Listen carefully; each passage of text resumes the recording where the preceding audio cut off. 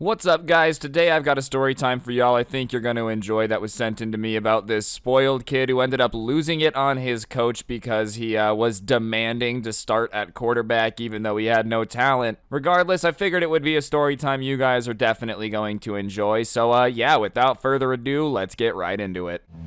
I'm getting quiet now. Laying low when you reach zone, wiping out, making out.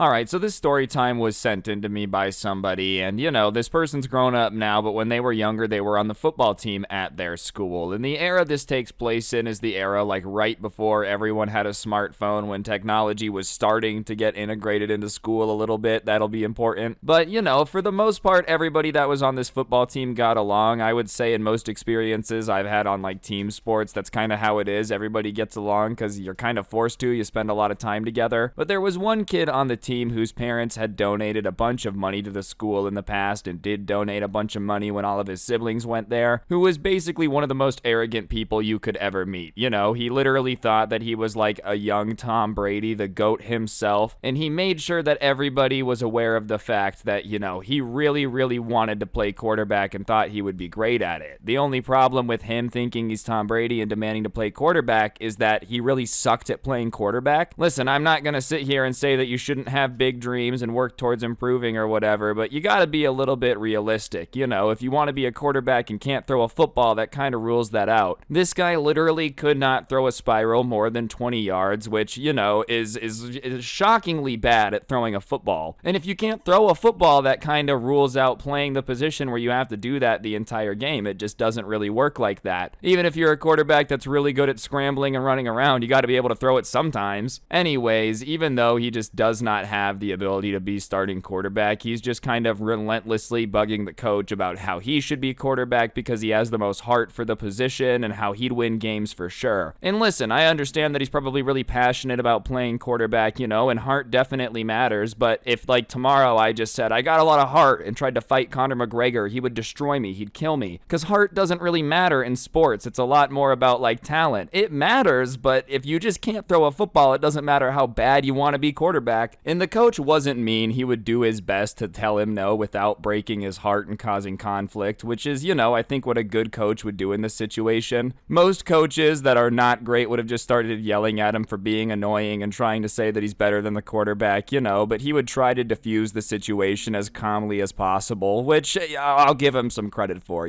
Well, maybe if you worked on your arm strength a bit, we could have a few plays with you alternating at quarterback, but just for right now, you don't really have the arm strength to play that position, which is a really nice way of saying, like, you just can't throw the football. At least he was like, hey, it's the arm strength, just work on it, He was being as honest as he could be without just telling him, like, look, the odds of you playing quarterback aren't that great simply because you have the ability to throw a football like my 7-year-old son. And every time he would, like, tell this spoiled kid this, he would reply to the coach saying that he's gonna work on it and show him next week, and every week he could, like, still throw the ball 20 yards. And it became very obvious to everyone that he was not practicing. He would swear he was going to work on it for the next week. He promised everybody he was spending hours in his backyard throwing the football. But there was just no way he was, because week after week, he couldn't throw it any further. He didn't get any better at throwing a spiral. If anything, it got worse. And I just refuse to believe that if you're actually, like, practicing throwing a football for hours a day, for weeks, that you, like, couldn't get better at it. I just refuse to believe that. The idea that this dude was really in his backyard practicing for hours and hours and just literally could not get better at throwing a football. I just feel like it's one of those things that you would have to get better at if you repeated it enough, unless you're purposely practicing as bad as humanly possible. Like, I don't know, I just don't think there's many things you could practice for weeks and not get better at. But for some reason, the football gods had frowned upon this man and, obviously made him have zero improvement after doing this for weeks. And the coach was starting to get annoyed because each week he was wasting time being like, all right, look at how far I can throw. He would stop practice and make everybody watch it. And it just wasn't getting better. The coach had no problem having challenges, and people trying to improve and whatnot, but you had to show improvement. If you're just wasting time and not practicing, it's not going to do anything. So after week 5 of him trying to challenge the starting quarterback and being unable to just throw the football, the coach finally made an announcement after practice saying that since the season was now half over, that they were just going to do like no more position challenges, just because, the last half of the season, we want to keep the starting team consistent,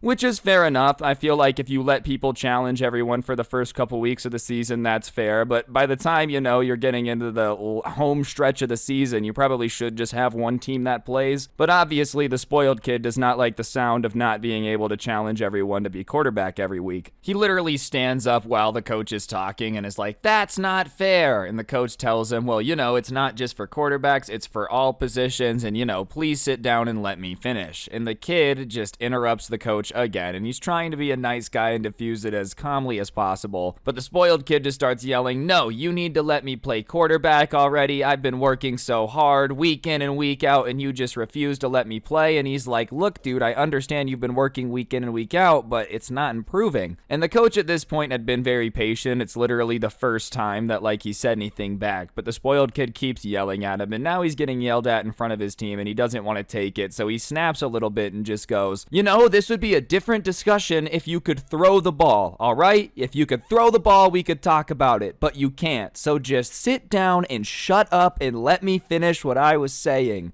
And obviously the spoiled kid's just kind of standing there for a moment stupefied. Someone yelled at him, and some other people on the team cheer a little bit like, "Yo, go coach." And the coach does shut that down. He goes, "Hey guys, stop that." But the message is clear that the team kind of agrees with what he just yelled, and this dude is being really annoying about challenging the quarterback every week even though he can't throw. And usually when people are in this situation where they just got embarrassed in front of a bunch of people and are realizing that they might be a little bit annoying, there's two things that they do. They either leave the situation and realize that they suck, or they double down. And he doubles down. And one thing that I'd recommend if you are gonna double down is that you don't mention who your parents are. My parents weren't school donators or anything, but I just feel like there's never a good reason to bring up who your parents are if you want a position or a job or are trying to make a point, because you're just not your parents. Even if your dad's the president, dude, it doesn't mean that you just get to play quarterback if you can't throw the football. But I guess he never got the memo, because he instantly just starts going off about how his parents are huge boosters to the school, and the coach had a financial obligation to put him in quarterback because of how much money his parents had given, as if that means anything. Your parents give us money, so we just magically have to give you starting quarterback job. And basically the kid starts to threaten the coach, saying that, if he doesn't put him in at quarterback, then the team would be cut off, and that wouldn't be a very smart decision, especially because he knows that the coach wanted a smart board, which, goes to show how old this is. But he basically threatens to not give him money for what the coach says he's wanted. And obviously this guy isn't his parents, but to hold a donation or something you promised over someone's head unless they do what you want is pretty messed up, And obviously that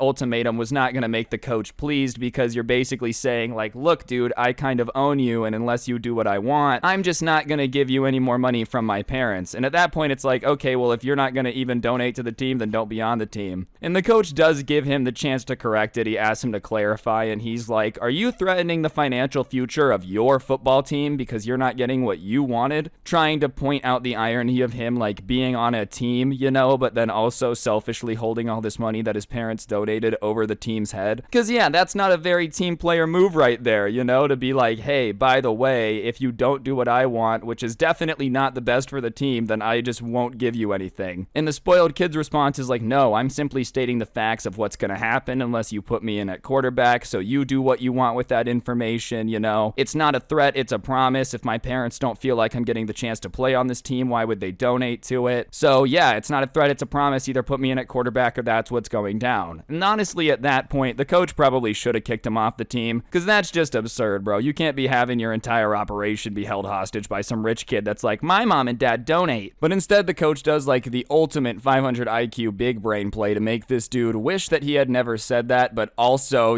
give him exactly what he's asking for. So he looks at him and he goes, "Okay, you really want to play quarterback?" And he's like, "Yeah." And he says, "All right, well then the game that takes place in 2 days, you're the starting quarterback for. You get exactly what you want." And everybody is kind of because the team that they were playing in 2 days wasn't just some crappy team that would be fun to play against. They were playing the best team in their area by a large margin. In high school football, not all teams are created equal, alright? There's some teams that are just like insanely good and better than everybody else around, and that was the team that they were going to be playing. Just happened to be that like everyone on the other team was twice the size of them, twice as fast, twice as strong, you know? They were like nationally ranked, had won state championships, and this school was just a normal school. So even with their normal quarterback, they were going to get slaughtered, but if they played this dude with no experience who couldn't throw the ball, he would get destroyed and like they were gonna lose anyways. And the spoiled kid starts to protest a bit, saying he doesn't think it's the best idea for his first game at quarterback to be against that team because they're so good and, you know, they're kind of known for destroying teams like them 70-0. And he just literally goes on this rant listing all the reasons that he only wanted to play quarterback if it was against a team that sucked, which once again just like isn't really how it works. Obviously, everybody wants to beat Tom Brady winning 7 Super Bowls, but there's a lot of quarterbacks that are stuck on Garbo teams and lose a lot, you know? And the coach says, well, you're the one who wanted to challenge the quarterback for his spot, so here's the challenge. If you somehow don't get destroyed this Friday, then the spot is yours. And so obviously the spoiled kid is put into a pickle here because he doesn't want to play quarterback in 2 days, but at the same time, like, he can't back down because obviously the coach is giving him his opportunity, and it's very evident that like this is his last chance to try. If he doesn't try now, then the coach can always just be like, look, I gave you the chance and you didn't want to. So he accepts the offer. And obviously if the game's in 2 days, it means that they only had one more practice before the game to get him used to playing quarterback, and that's just not enough time to learn how to run a football offense, even if you have a bunch of experience, you know? Like, imagine just joining a brand new team for a sport you play and learning everything in a day. That would be hard. Now imagine you also have no experience at the position. Yeah, there's literally no chance that in 1 day you can learn enough to do good, especially against a good team. And during that practice, it just becomes insanely evident that this is going to go poorly. He just can't throw the ball, you know? He's having a hard time doing handoffs to the running back. He keeps forgetting the counts to snap the ball. He's just doing horrible. And like I said, you would think if he had literally spent hours and hours in the backyard practicing that like most of this stuff would have become relatively easy to him at some point, but it's just going horribly. And a lot of the players are looking to the coach to do something, but he just holds strong and is like, you're playing quarterback. In fact, the practice itself had gone so poorly that like after practice in the huddle, the spoiled kid himself started to admit that it probably wasn't the best idea for him to start, but the coach cut him off when he's in the middle of like, I don't know if this is the best idea, and he said, well, this is what you wanted, right? And he's like, yeah, and he says, all right, well, this is your chance, otherwise you're never getting a chance to play quarterback again. And just the way that coach said it wasn't trying to be mean, it was just a very matter-of-fact statement of like, you've been bugging me about this for months, stop complaining about it now. And the spoiled kid was way too prideful to be smart and admit that like, look, this is gonna go poorly, I'd rather just not. So he's like, fine, I'll do it, and I'm going to win, like you guys are all gonna see. And the entire team is literally rolling their eyes and groaning because they had just seen the same practice. And it's very evident that like, you know, they already were going to get slaughtered, but this is going to be a next level embarrassment simply because this guy just does not know what he's doing but keeps insisting that he's the greatest of all time. So the next day is game day, and the spoiled kid is in his jersey going around the school telling everyone that like, oh, I'm the starting quarterback and it's gonna be awesome. You know, I stole the job from this guy because he just wasn't cutting it anymore, and you guys should all come watch, because it wasn't at their school, it was at the other school. And you know, everybody who's on the football team is like hearing him brag to everyone and say that they should come watch the game, and they're confused because they're not sure why you would want people to come watch you lose. Even in a world where this spoiled kid was somehow like Aaron Rodgers, Tom Brady, Joe Montana mixed into one, right? If the rest of your team just sucks and isn't fast or strong, and the other team is just better than them, you're still gonna have yourself a bad time, because like you're just gonna get sacked every play, you're never gonna be able to have anyone catch the ball because someone twice their size is gonna take them from them. You know, it's just not going to be a good situation even if you're great, but you're not great and the other team is just better. Everybody else on the football team knew that this game they were going to lose, like even if their regular quarterback was playing, so they just didn't understand why the spoiled kid was insisting on roaming around the halls begging everyone to come watch, because it wasn't going to be something that he wanted people to see. You know, they knew that, but for some reason in his mind he's like, no, I'm gonna have a Disney Channel miracle here and somehow become the greatest quarterback of all time. And they just didn't really say anything to him because they were like, all right, dude, you made this bed, you're gonna lie in it. Anyways, the game finally comes and the spoiled kid is like listening to music before to get all hyped up, and the rest of the team is dreading this because they know that they're gonna get slaughtered. And the spoiled kid's just off in his own world being like,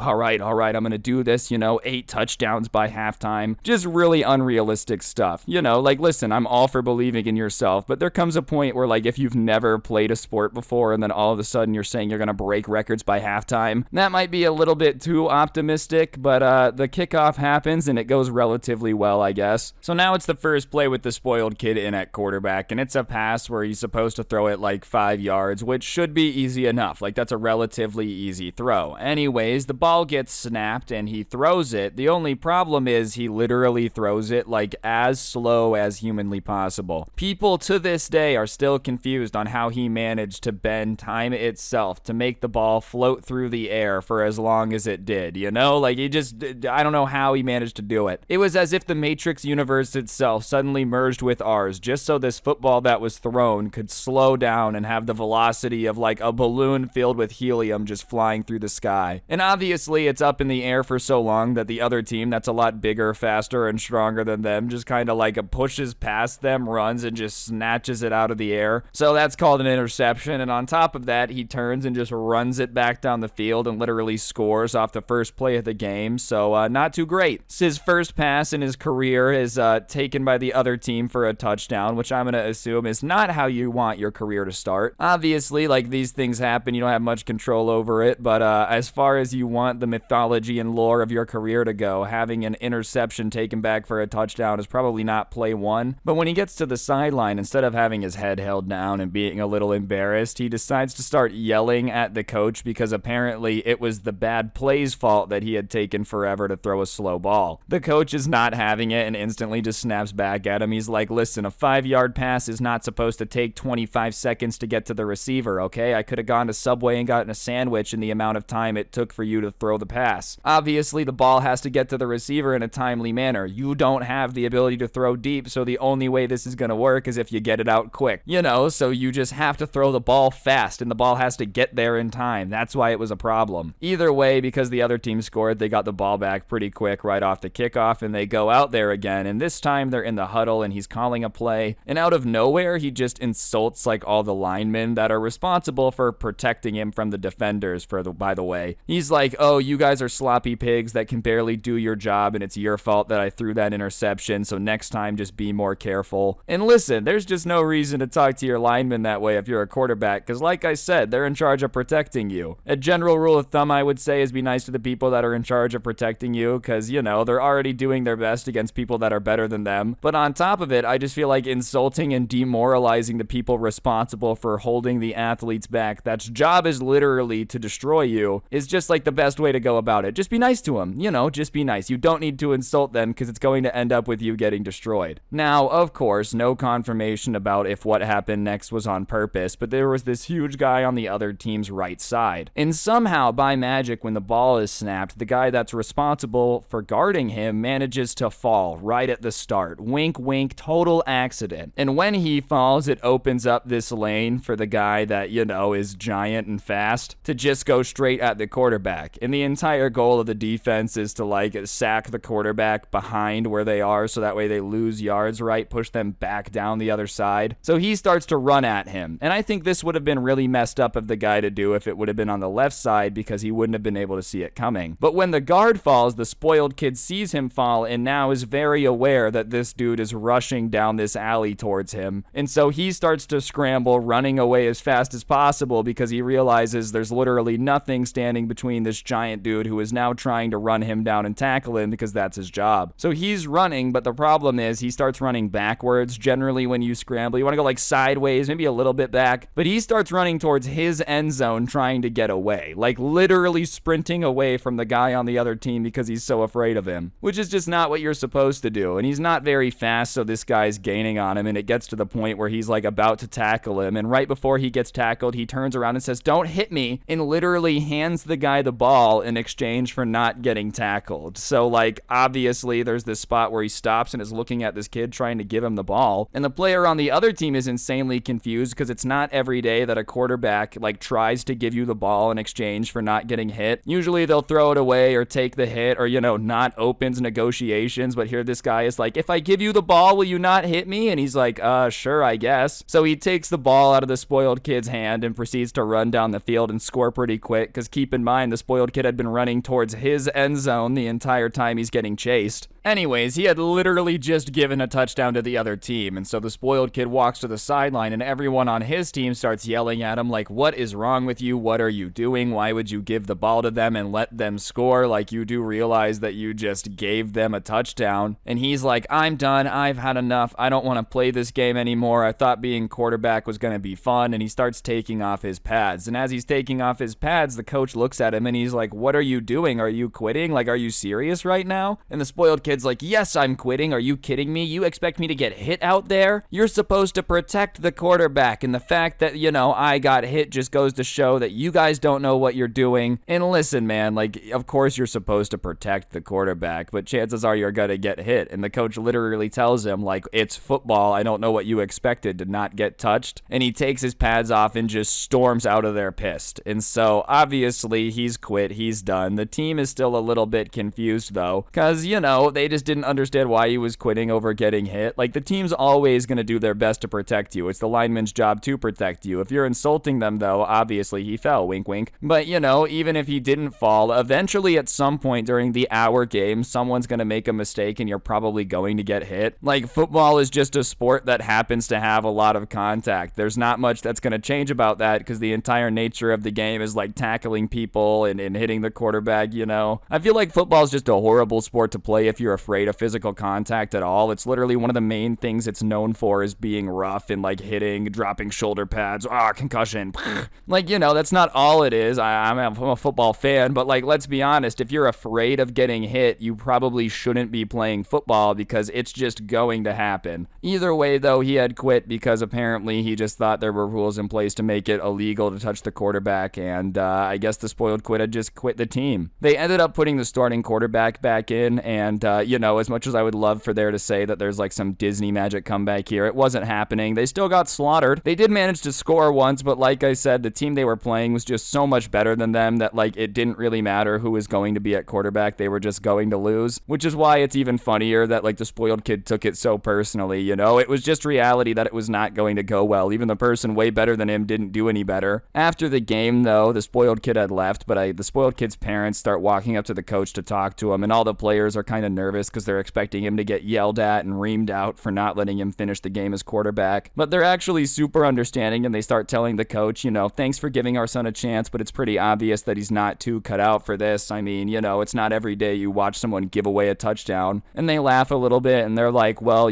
thank you for giving him a chance because he's wanted to play quarterback forever. They had been at the game to watch their kid play, and obviously when their kid had cried and handed the other team the ball, they realized that the crap he had said about, the coach being out to get him and not getting a fair shot wasn't really true. He just wasn't cut out for playing quarterback, and the coach was just telling him he wasn't cut out to play quarterback. So they said that they would continue to support the team, and it wasn't really a big deal about their son not playing quarterback, and they just wanted to come clarify because they didn't want him to think it's personal that they're not going to be at games now that their kid's not playing. So his entire plan of like holding the money for the smart board above the head didn't really work because they just kind of realized football is not for you, kid, which is probably the best move if you're going to quit when you get tackled. Either way, the coach did get his smart board GG. The kid left, and he did get a chance at playing quarterback, so technically everybody still got what they wanted. I am going to give the parents credit, though, for like still supporting the team. I don't know if I would be giving money to a team that my kid didn't play on. Not in a mean way. It's just like, if my kid's not here, why do I care? Regardless, around the school, people would just kind of make fun of him, being like, dude, what was that? And he would take it relatively well. He wasn't the fighting type, but I think everyone was more just confused because he didn't have to do that. Like, he didn't have to go around to everybody and ask a bunch of people to go to the game so they see that all go down. He didn't have to demand to be starting quarterback if he didn't know what he was doing. Like, he could have just been on the team and there's no issues, He had been the third string quarterback before that, so he didn't get a lot of practice, but like, you just could have been the backup quarterback. That's a pretty cool gig, but no, you had to go ahead and make it a fool out of yourself and then just get slaughtered anyways. Was not very worth it, dude. All in all, though, I would say that I thought the story would be entertaining. If you've ever like played sports and had an experience like this, let me know what your coach would do if you yelled at him like that. But other than that, I think that's going to do it for the video, guys. Thank you all so much for watching. If you did enjoy, I'd appreciate you taking a second to press the like button. Let me know in the comments section down below what you thought, and of course, subscribe if you're new and turn on notifications. If you really want to help me out, I'm going to go ahead and put a link to the intro song down below, along with a link to my podcast, The Scuffed Cast, or of course, you could use code SCRUBBY at the G Fuel checkout. It's a great way to to get a discount on G Fuel helps me out. I'd appreciate ya. And last but certainly not least, I do go ahead and put some of my content up on Spotify, so if you want to check it out without gameplay or offline, I'll put that link in the top of the description. Feel free to go check it out. And we also have the coolest merch to ever exist, which can be yours by visiting the link in the bottom of the description, so you should definitely go ahead and do that. It's pretty fantastic if you ask me. But on that note, that'll officially do it, guys. Thank you all so much for watching. Don't get anyone pregnant. If you do, make sure they're hot, and hopefully I will see each and every single one of you guys next time with another video. I'm out. Peace.